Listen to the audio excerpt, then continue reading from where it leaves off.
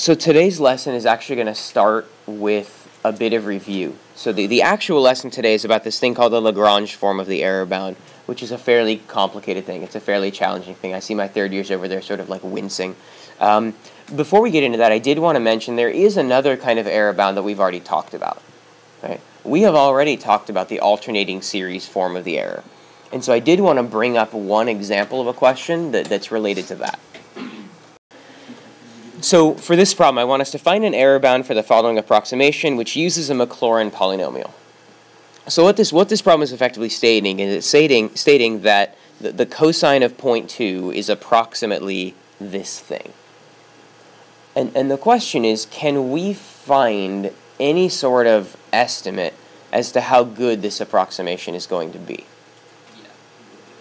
And the answer is this time we can, because this series that we can sort of imply here is an alternating series.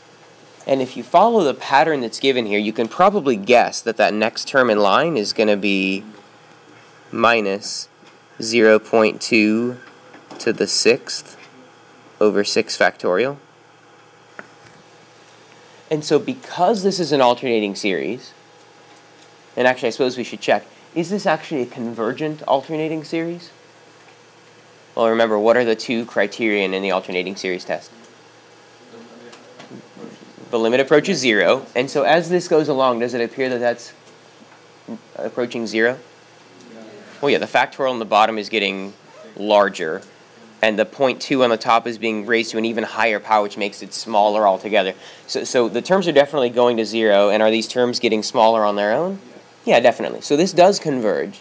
So because of that alternating series form of the error, we can say, well, because this thing was a convergent alternating series, the error in this approximation will be less than or equal to this. So if we just take a calculator and compute that thing, we can sort of write down what this error bound is. So when I threw that into the calculator, it kicked back, it kicked back that my error bound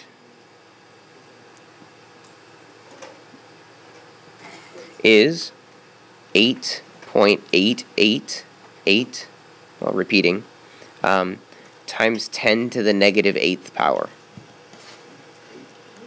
which is absolutely incredible. Like, I mean, that like, if that doesn't blow your mind, I give up.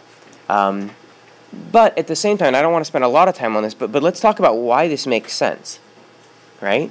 Because this is a Maclaurin, like, what does it mean that this is a Maclaurin polynomial? It's centered at 0. So how good is this approximation at 0? At 0, and I didn't say this yesterday, at 0 it's actually perfect. At 0 it is literally perfect. And the further away from 0 I go, the worse the approximation gets, right? But if you look at it, I'm plugging in 0.2. That's fairly close to 0. Right? And on top of that, I'm actually going out to a 4th degree polynomial. That's a pretty good approximation. So it's not surprising that the error bound is so small. So just to be clear, the question was asked in class, this error bound here came from me just looking at the next term in line. I was using that thing called the alternating series form of the remainder. And right after this, things are going to get crazy. So let's just take a moment to appreciate this. If you have an alternating series, life is good. The error bound is just the next thing in line. If you stopped at the 4th degree term, look at the next one. That gives you a bound for your error. By the way, I did want to mention, you understand what I mean by error bound? It means this is it's a boundary. This is the worst. I mean, it could actually be even better than that. Right? This is just the boundary for how bad it could possibly be. At this point, this is the worst it could be. Could be that the error is only 10 to the negative 10th. But this is the worst that it could possibly be. That's what it means for something to be an error bound.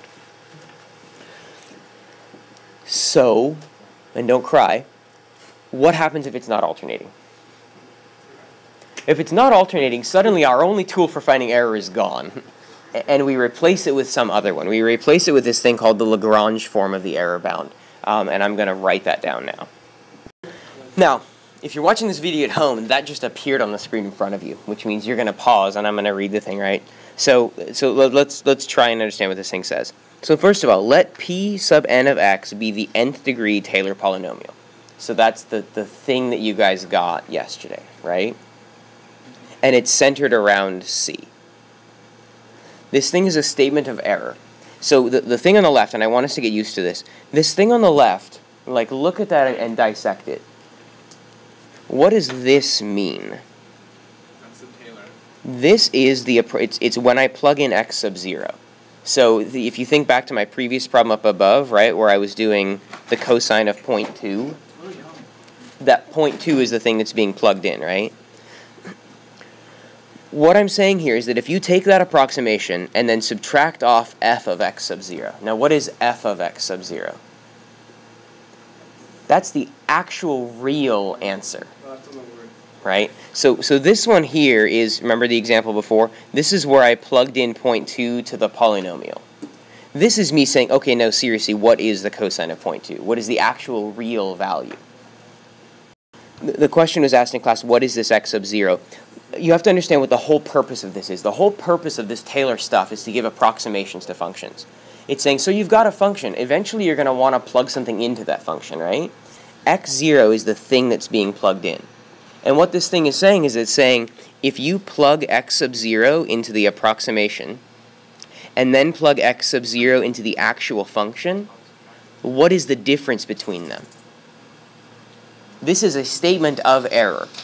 This thing is simply saying, what is the difference between the approximation and the actual value of the function? So there you go, there it is. Yay!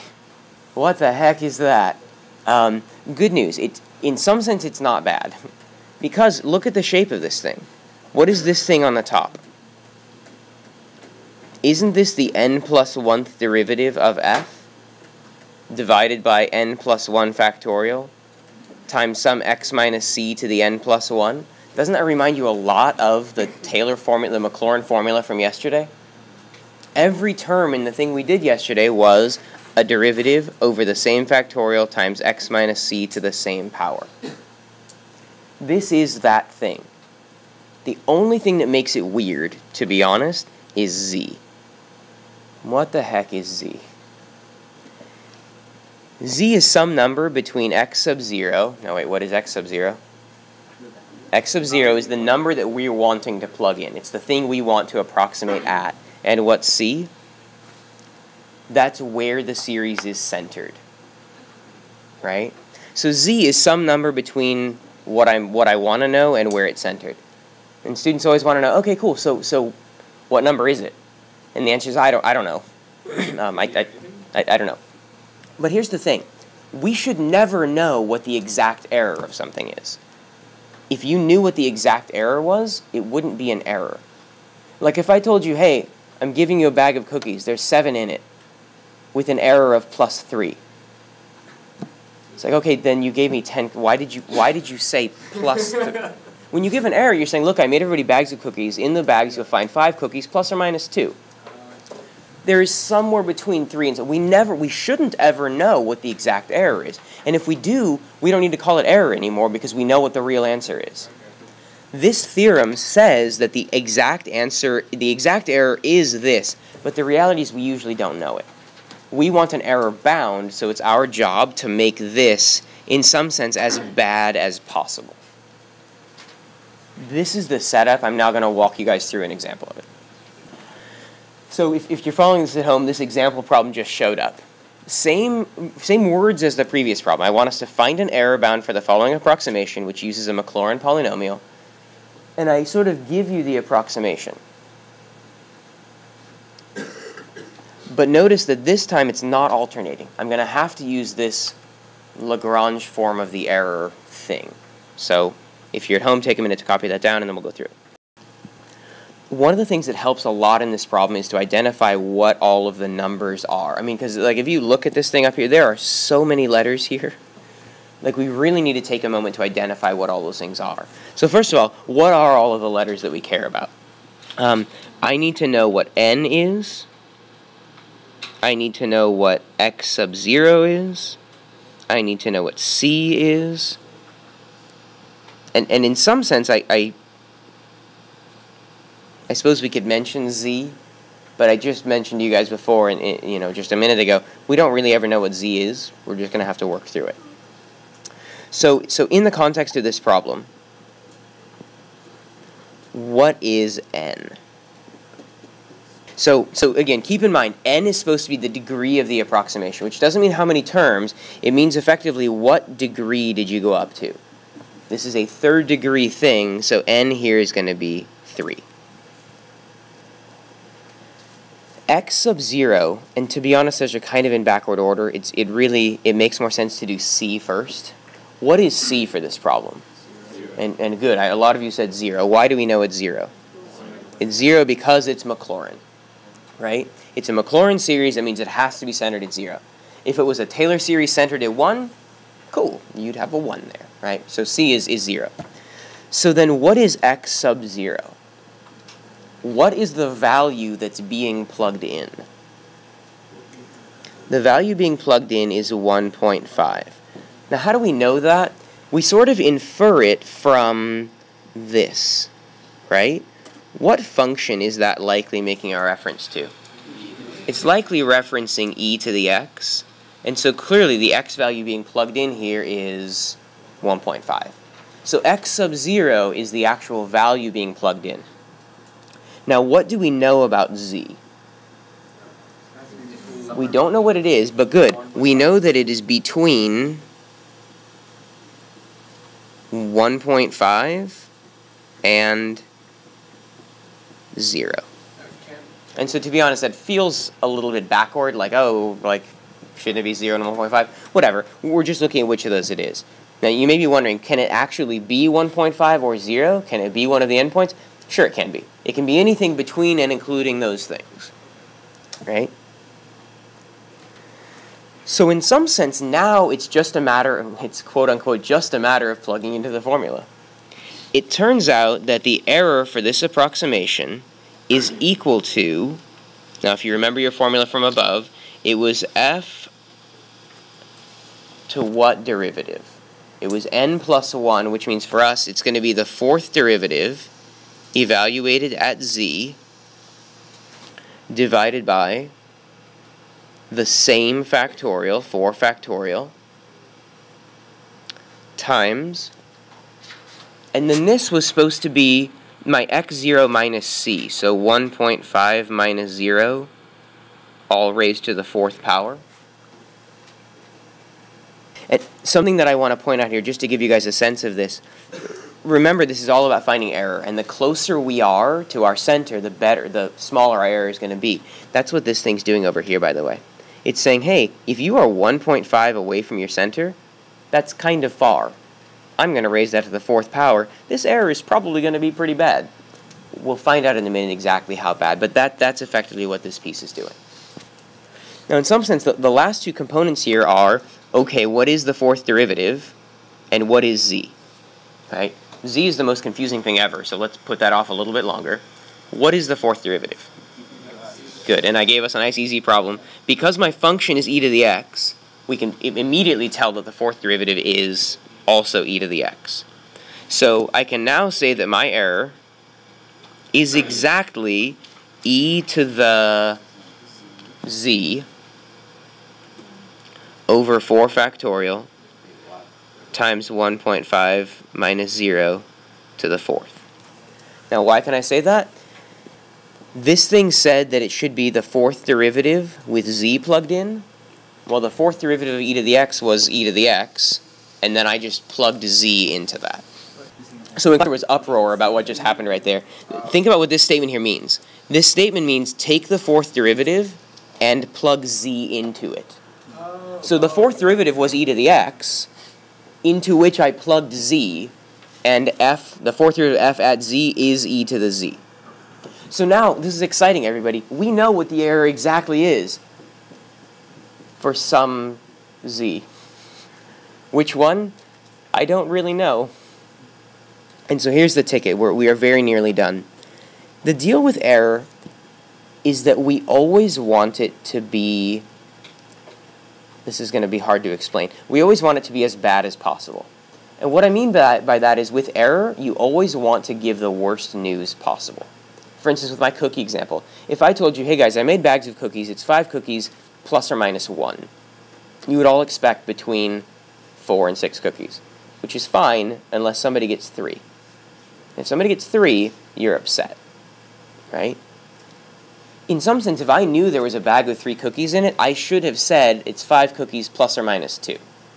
If you got a bag with 3 cookies in it, I'll admit, you're not going to be excited, but at least I didn't lie to you. At least I didn't say, like, oh, plus or minus 1, oops, you had a minus 2 bag, right? We always want our error to be an accurate representation.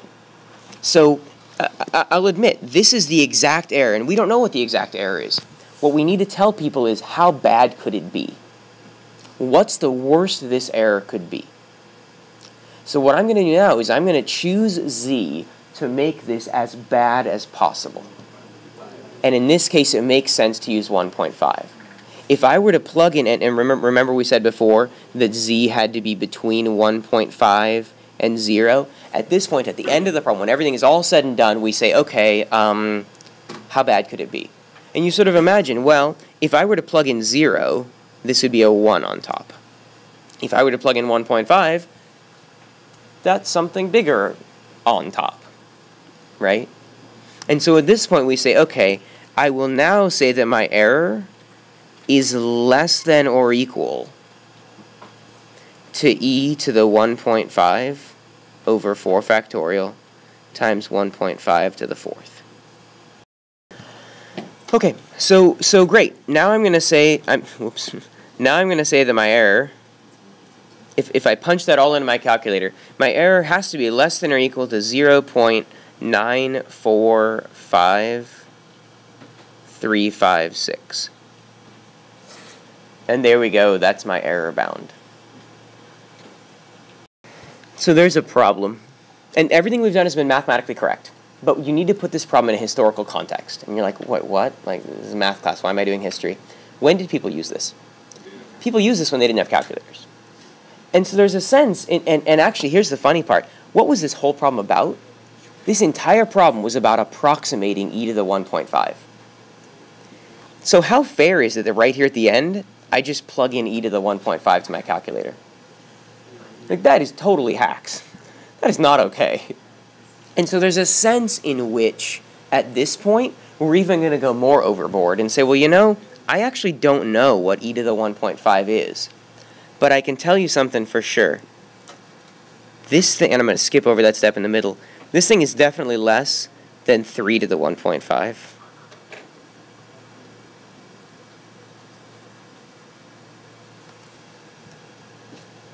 And the reason is simply that I shouldn't know what e to the 1. If I wouldn't be doing this problem. If I knew what e to the 1.5 was, I wouldn't have to spend time on this. My job is simply to find a boundary for the error. If I'm the quality checker for the bags of cookies, my job is simply to tell you how bad it could be. And so in this case, if you're saying, I don't know what e to the 1.5 is, we can at least say that it's less than 3 to the 1.5, and I'm going to assume that hundreds of years ago they had a table that would tell them what 3 to the 1.5 was. If we plug that into the calculator, it'll give us sort of a more, I suppose I could call it a more honest error bound. When I plug that in, I end up,